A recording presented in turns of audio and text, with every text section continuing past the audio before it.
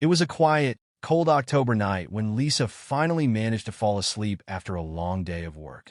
Her apartment was dark, the only sound being the hum of the fridge in the kitchen. Suddenly, the piercing ring of her phone broke the silence, waking her up from her deep sleep. Groggily, she glanced at the clock on her nightstand, 300 a.m. A feeling of unease crept over her. She hesitated for a moment, staring at the glowing screen. The caller ID showed an unknown number. She debated whether to answer, but curiosity got the best of her. Slowly, she picked up the phone and pressed it to her ear. "Hello?" she whispered, her voice hoarse from sleep. There was silence on the other end. Then a low, distorted voice spoke, barely a whisper, "Don't answer the door." Before Lisa could respond, the line went dead. Her heart raced as she sat up, trying to shake off the unsettling feeling. She thought about calling the number back, but decided against it. Maybe it was a prank, or just someone dialing the wrong number. Just as she was about to lay back down, a soft knock echoed through her apartment. Her blood ran cold. Knock! Knock! Lisa froze, her mind racing. It couldn't be. But her phone's message echoed in her mind, "Don't answer the door." The knocking grew louder, more insistent. She crept toward the door, every step sending a chill down her spine. Slowly, she peered through the peephole, but no one was there.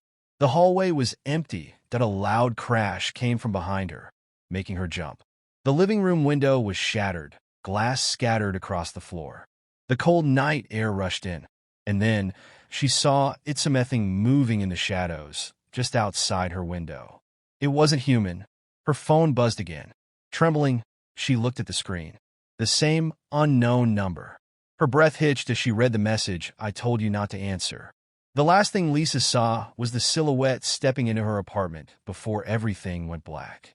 No one ever found out what really happened to her, but the phone on her nightstand kept ringing at exactly 3 o'clock a.m. every night thereafter, and no one who answered ever lived to tell the tale. Weeks passed after Lisa's mysterious disappearance, and the police were baffled. Her apartment showed signs of struggle, broken glass, scattered belongings, but there was no trace of her. No fingerprints, no blood, nothing. The only odd thing was her phone. Despite being disconnected, it still received calls every night at 3 a.m. Jake, Lisa's younger brother, couldn't let it go. He knew something terrible had happened, but no one would believe his suspicions about the phone call. Determined to get answers, he moved into Lisa's apartment, hoping to uncover what really happened. The first night was uneventful. The apartment was eerily quiet, but nothing out of the ordinary occurred. Jake had made up his mind to stay until 3 a.m. each night, watching her phone like a hawk did on the second night. Just as the clock struck 3 o'clock a.m., the phone buzzed to life. Jake's heart skipped a beat. The screen flashed unknown caller. His hands shook as he stared at the device, his mind racing with thoughts of Lisa. Against his better judgment, he answered. "Hello?" His voice came out in a whisper, barely audible. A pause. Then, a raspy voice replied, "You shouldn't have answered." The line went dead, leaving Jake with nothing but silence and a rapidly beating heart. He dropped the phone, staring at it in disbelief. Was it a prank, or something more sinister? Over the next few days, the same call came every night at exactly 3 a.m.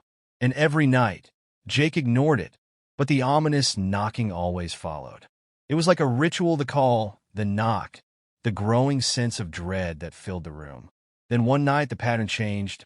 The phone rang at 3 a.m. sharp, but this time it wasn't just a knock at the door. Instead, the lights flickered, and a deep, guttural sound echoed through the apartment like something crawling through the walls. Jake's stomach twisted in fear as the temperature plummeted. The coldness seemed to seep from the corners of the room, closing in around him. Suddenly, his phone lit up again, showing a new message from the unknown caller. "It's not just the door you need to worry about." The message chilled him to his core. Before he could react, a loud bang came from the kitchen.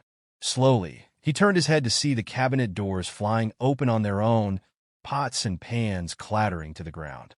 Then, the shadow came. It wasn't human.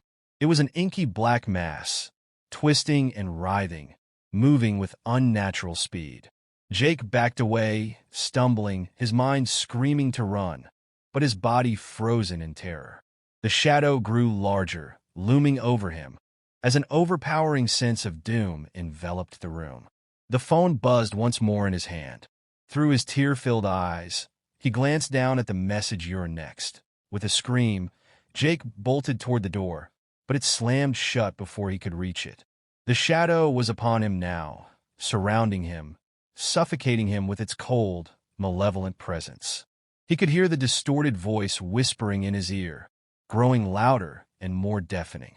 And then darkness. The following morning, the police were called to the scene, just like they had been for Lisa.